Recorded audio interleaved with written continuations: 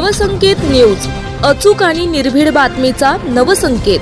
यादवनगर परिसरात बेकायदेशीर कोयता बाळगणाऱ्यास अटक, राजारामपुरी पोलिसांच्या गुन्हे शोध पथकाची कारवाई।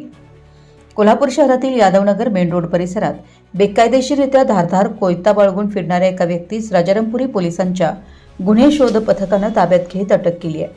या कारवाईत आरोपीकडून एक लोखंडी धारदार कोयता जप्त करण्यात आला। राजारामपुरी पोलीस ठाण्यातील गुन्हा दाखल करण्यात आला। या प्रकरणी पोलीस कॉन्स्टेबल नितीश बळीराम बागडी नेमणूक राजारामपुरी पोलीस ठाणे यांनी फिर्याद दिली। पोलिसांनी दिलेल्या माहितीनुसार 7 जून 2026 रोजी रात्री 10 वाजण्याच्या सुमारास यादवनगर मेन रोड कोल्हापूर इथं एक व्यक्ती हातात बेकायदेशीर धारदार कोयता घेऊन फिरत असल्याची माहिती पोलीस कॉन्स्टेबल नितीश बागडी यांना मिळाली होती। त्यानुसार राजारामपुरी पोलीस ठाण्याच्या गुन्हे शोध पथकाने तात्काळ घटनास्थळी धाव घेत संशयितास शिताफीने ताब्यात घेतलाय।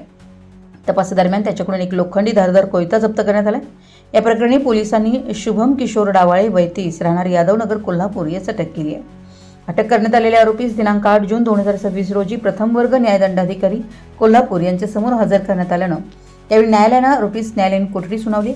ही कारवाई राजारामपुरी पोलीस ठाण्याच्या गुन्हे शोध पथकातील police head constable Dilip Patil, Rangrao Chavan, police constable Nitish Bagdi, Amol Patil, Sachin Patil, Shahu Talekar, Vishal Shirgaonkar, Suresh Gheji आणि शांतीनाथ बोटे यांनी केली आहे।